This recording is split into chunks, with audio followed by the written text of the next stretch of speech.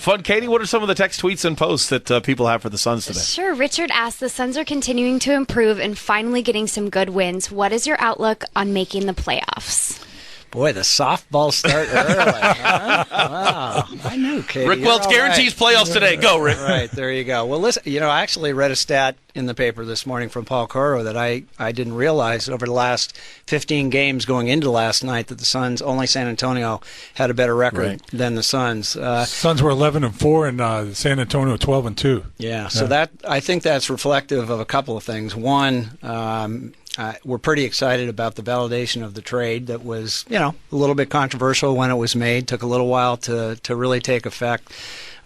We've got a center that might be the future of our franchise at that position. That certainly is something that historically has been a place where the Suns have struggled.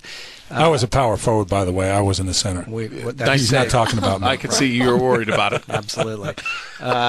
So, we're feeling really good where we are right now. We got off to not the greatest start this year, so we dug ourselves a little bit of a hole, and we've got a ways to go. But the two things that really made the difference over the past 15 games, I think defensive stops and rebounding were the two things that didn't happen last night. So we're going to consider that an aberration and go on from there. If we play like we did the previous 15 games, we're going to be in great shape. And fun, Katie, just to back that up with some stats that Rick just talked about, the Suns beat first 27 games of the season.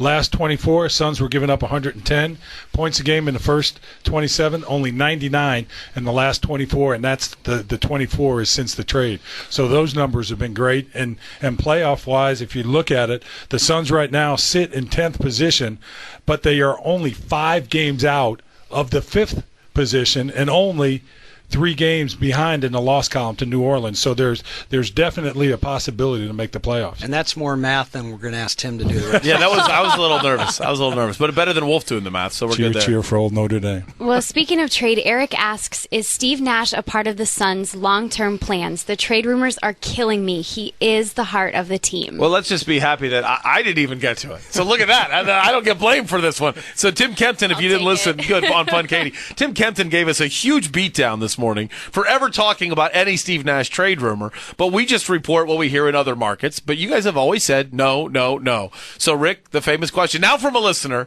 the future of Steve Nash. Quoting none other than the famous Lon Babby, we don't know what anybody's talking about. The only people who are talking about are people outside of the Suns organization, and, there's no credibility to anything that you've read or heard or anything like that. I think Lon's been crystal clear that there's probably going to be no deals for the Suns. We're really happy with the way our one big trade has come together now, and I think unless something falls out of the sky right now, which nobody expects, this is the team we're staying with. Steve's under contract next year, and we're looking forward to it. What's the balance between the business side and the player side? I mean, if it's the best interest, if you get a deal like, wow, this might make us better in trading Steve Nash, but you won't really see the fruits in a year or two, that hurts the business side on the front end. How do you balance the two?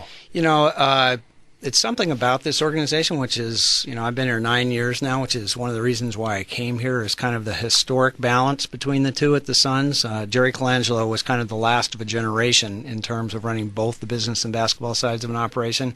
That doesn't happen anymore. Really, you have somebody who's running basketball, somebody who's running business. We are, I think, a little bit unique in how closely, I talk to Lon more than I talk to anybody, Lon Babby more than I talk to anybody in our organization. We work hand in glove together. We both report to Robert Sarver.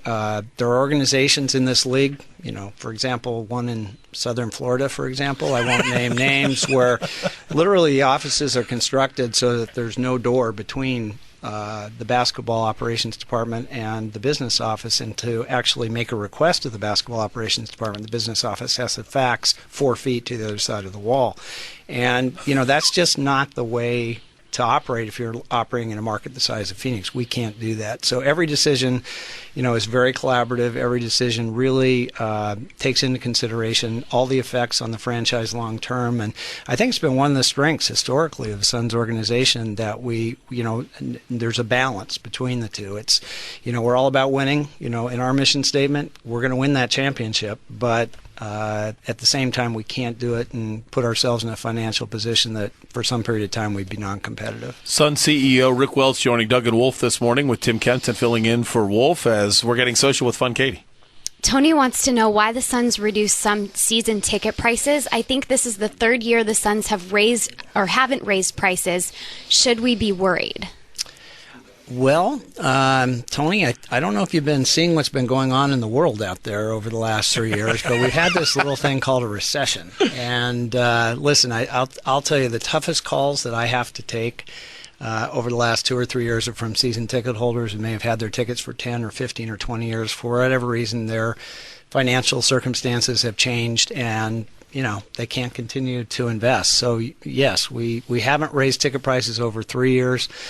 We actually found some sections where we believed we could lower ticket prices this year. That's nothing but good news for fans. I mean, we're pretty aware of what's going on in the real world out there, and I think that it's a reflection that, we want everybody to be able to come and enjoy Suns games. Fun Katie, give me a question or a comment from a listener that Rick Welts will actually need to think about for a little bit that he'll have to stew on during the not-so-beautiful part of the program. What's the next one? Well, I just want to know if you were happy that U of A beat ASU last night. Oh, come on.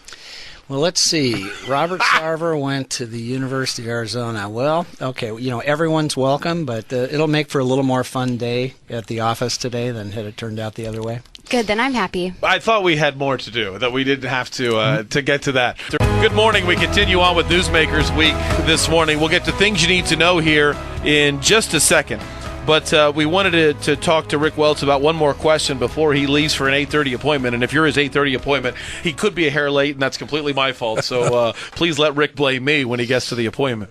And then hopefully that whoever your appointment's with is actually listening to us because, I have daughters that need to go to college, Rick. But Rick Welts, CEO of the Phoenix Suns, and Tim Kempton alongside as Vetter James is having surgery this morning. So God bless Wolf, and Wolf will be back tomorrow. This town is famous for being bandwagon. When a team does well, you can't get a seat. And when a team struggles, it's, hey, anybody want free tickets? Here you go. Here's this, trying to get people out there. What is the balance, or how difficult is it as an organization to understand you put a product on the floor people want to see, they buy tickets, yet at the same time, if they're not buying tickets, you guys aren't getting LeBron James. You're not signing max contract players. You're not getting the huge attention of being able to have a big free agent signing, because if the money's not there, the money's not there. How do you do both at the same time in a market like this? A couple of things. It's a great observation because Phoenix really is a little different than a lot of markets. If you take a look at the percentage of people born in a city who still live in this, of the total population of the city, only Las Vegas among major markets has a smaller percentage of people living in Phoenix who were born in Phoenix. What does that mean? That obviously means that your early sports There's 4 people in this room right now, and all of us are in that building. Right. Yeah? So your early sports allegiances were to teams where you grew up, and you moved to the Valley. And there is a little bit of, I want to go see whoever's playing well, and I'm not really interested in who's not. Now, the Suns a little bit have a mitigating factor on that in that 40-plus years of history, obviously.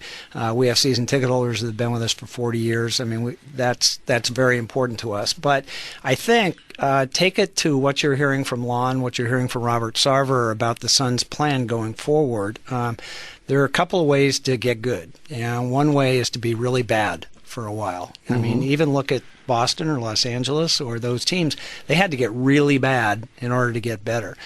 We don't want to do that. We really think there's a way to do that without still remaining very competitive and retooling on the fly. And part of that strategy is based on exactly what you just said, because we don't really think we're in a market where the right way to go is to get really bad in order to get better. And we're gonna do everything we can to continue to be very, very competitive, add the pieces that we can. The fans are a huge secret weapon for us.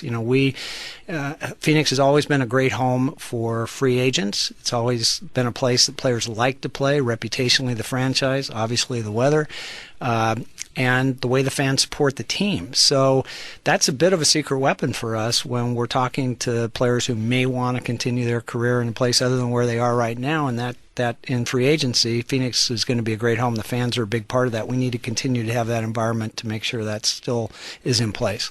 How does the future, and I mean the CBA, affect everyday life for the Suns? The potential of a lockout, the potential of no basketball, or how quickly something might come together and now you're scrambling to make sure you're prepared. What do you guys do to prepare for the complete unknown, which you can't prepare for? And I knew what I was asking when I said that.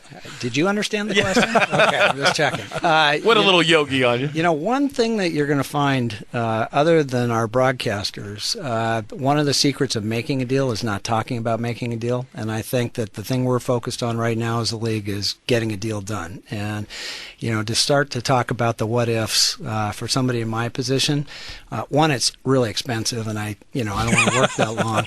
And second, it's really kind of counterproductive. It's out there. You know, our season ticket holders know that, you know, in that event, should anything like that happen, they're going to be able to get a refund on games missed.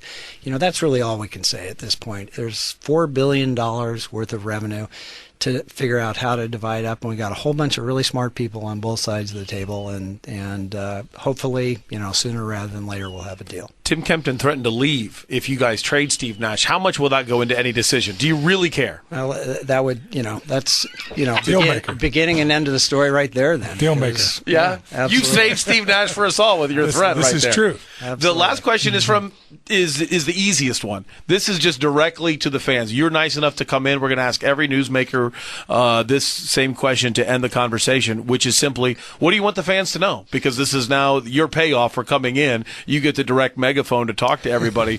What do fans need to know about the Suns? You know, I think you have an organization that is totally committed to winning.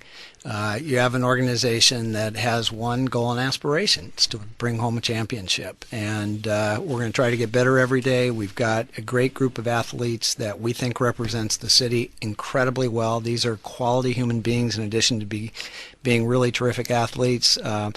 You know, we understand our place in the market. I think historically the Suns have always been a team that really recognizes the power that we have in the market to do some good things beyond playing the games of basketball. That's a big part of our culture. We're part of the community. We're going to be here forever, and we appreciate the fan support, but we're out to win. Thanks for your time.